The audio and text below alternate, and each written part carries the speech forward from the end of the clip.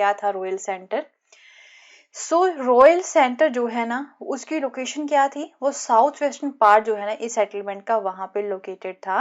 And royal centre में जैसे कि किंग्स के पैलेसेस हो गए या फिर मंदिर वगैरह हो गए वो वहां पे थे।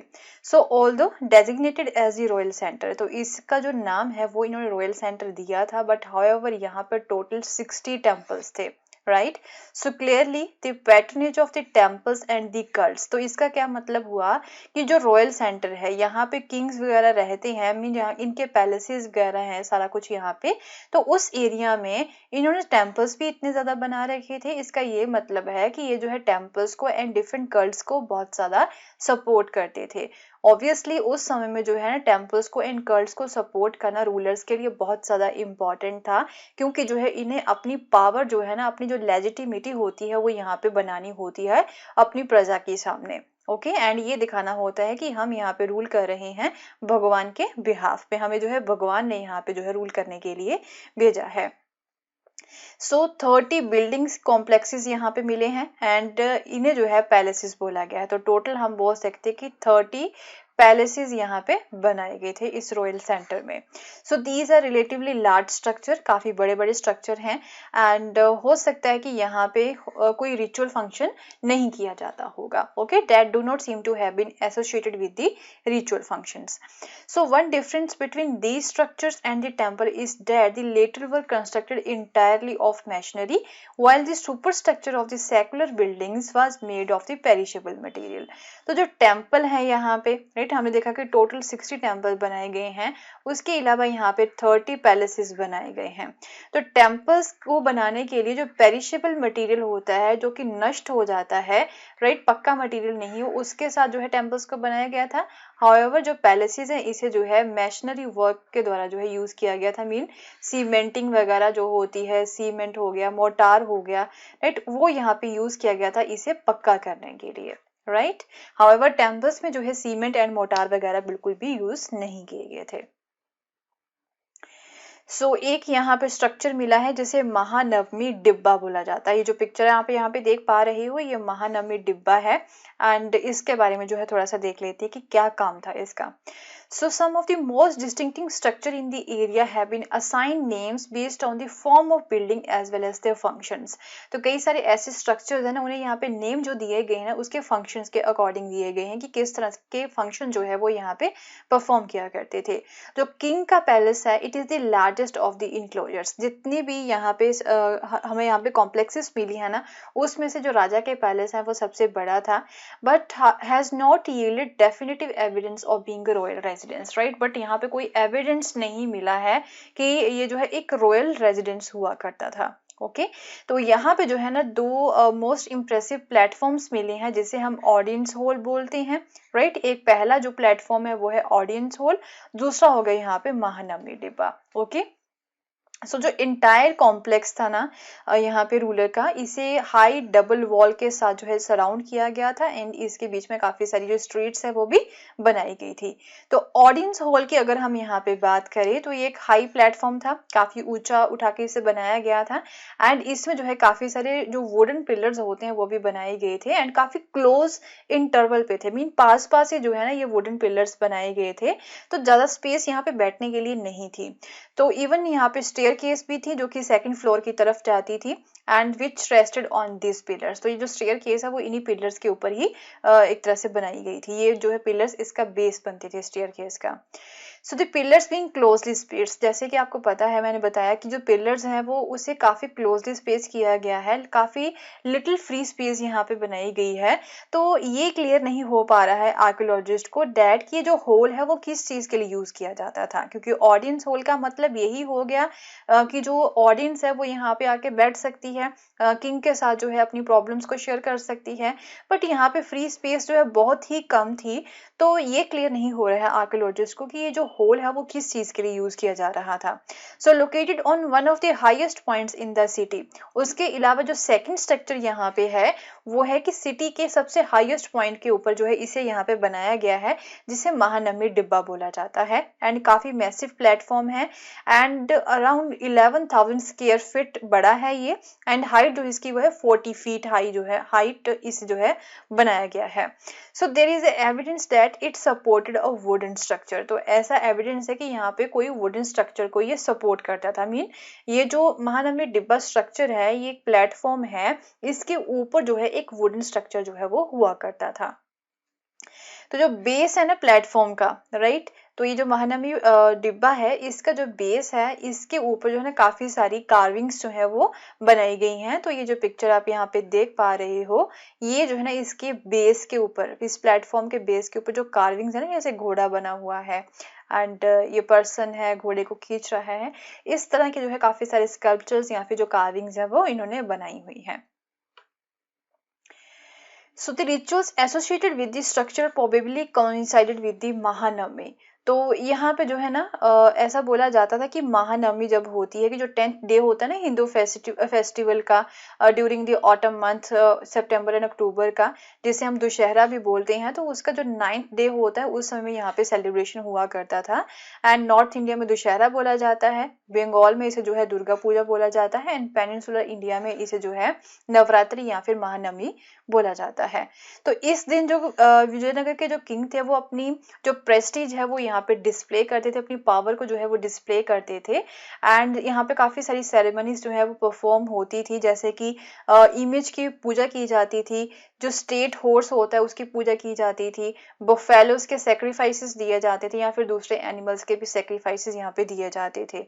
डांसेस होते थे, रेसलिंग मैचेस होते थे and processions of the caparisoned horses. तो इनके प्रोसेशंस भी यहाँ पे हुआ करते थे, जिन हॉर्सेस को इन्होंने पकड़ा होता था, एलिफेंट्स एंड चारियट्स के एंड इवन सोल्जर्स के भी यहाँ पे प्रोसेशंस हुआ करते थे। एंड रिचुअल प्रेजेंटेशंस भी जो है वो यहाँ पे की जाती थी बिफोर द किंग। एंड उनके जो गेस्ट होते थे ना, जैसे कि कोई दूसरी स्टेट का रूलर जो है ये इनवाइट कर लेते थे, तो वो सामने बैठते थे एंड फिर जो चीफ नायकाज हो गए या फिर सबऑर्डिनेट किंग्स हो गए तो वो यहाँ पे काफी सारी रिचुअल प्रेजेंटेशंस भी किया करते थे। एंड ऑब्वियसली कोई ना कोई सिंबॉलिक मीनिंग तो इन रिचुअल्स का यहाँ पे रहा होगा, जिसकी वजह से जो है इसे ये परफॉर्म करते थे।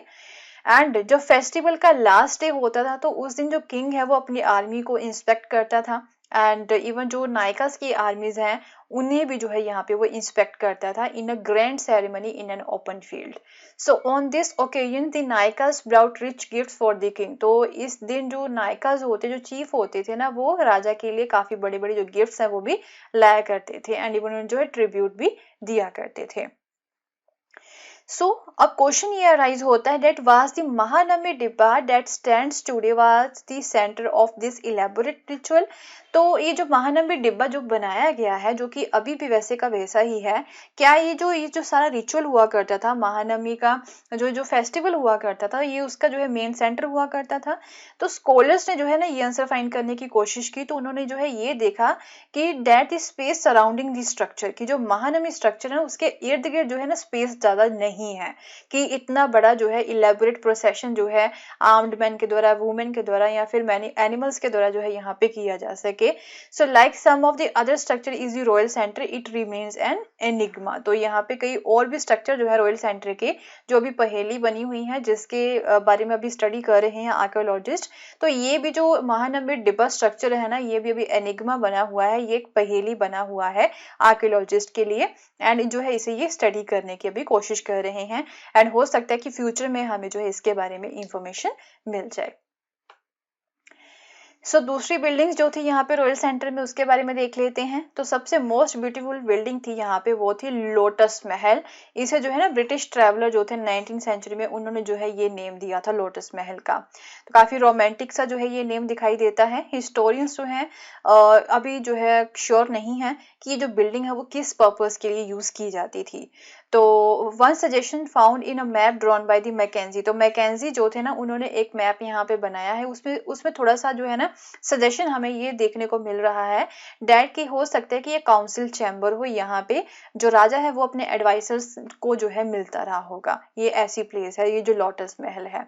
So while most temples were located in the sacred center, there were several in the royal center as well. तो कई सारे जो है टेम्पल्स तो यहाँ पे सेक्रेड सेंटर में थे ही।